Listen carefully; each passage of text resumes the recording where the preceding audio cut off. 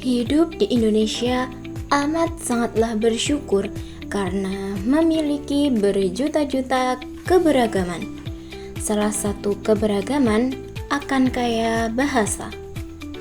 Kalian pernah penasaran gak sih asal mula bahasa Indonesia itu dari mana? Kedudukan bahasa Indonesia itu seperti apa?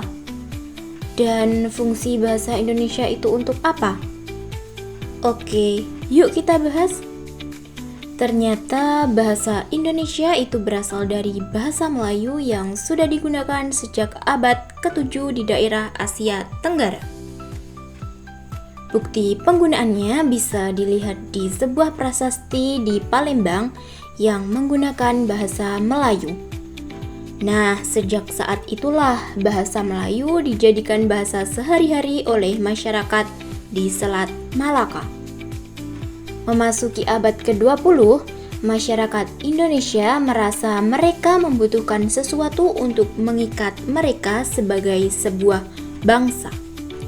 Akhirnya bahasa Melayu dijadikan bahasa pemersatu bangsa dan diubah namanya menjadi bahasa Indonesia.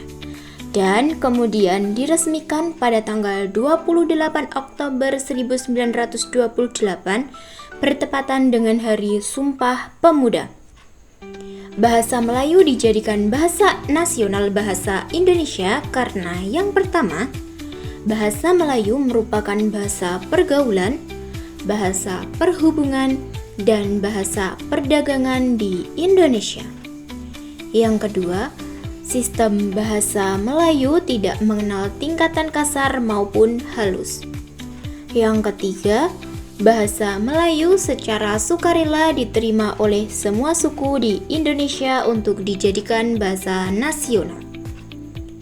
Dan yang terakhir, karena bahasa Melayu mempunyai kesanggupan untuk dipakai sebagai bahasa kebudayaan dalam arti yang luas. Nah, sehari sesudah proklamasi kemerdekaan pada tanggal 18 Agustus 1945 ditetapkan Undang-Undang Dasar 1945 yang di dalamnya terdapat pasal 36 menyatakan bahwa bahasa negara ialah bahasa Indonesia. Dengan ini, di samping berkedudukan sebagai bahasa Indonesia, juga berkedudukan sebagai bahasa negara. Artinya, bahasa Indonesia dipakai dalam semua urusan yang berkaitan dengan pemerintahan dan negara.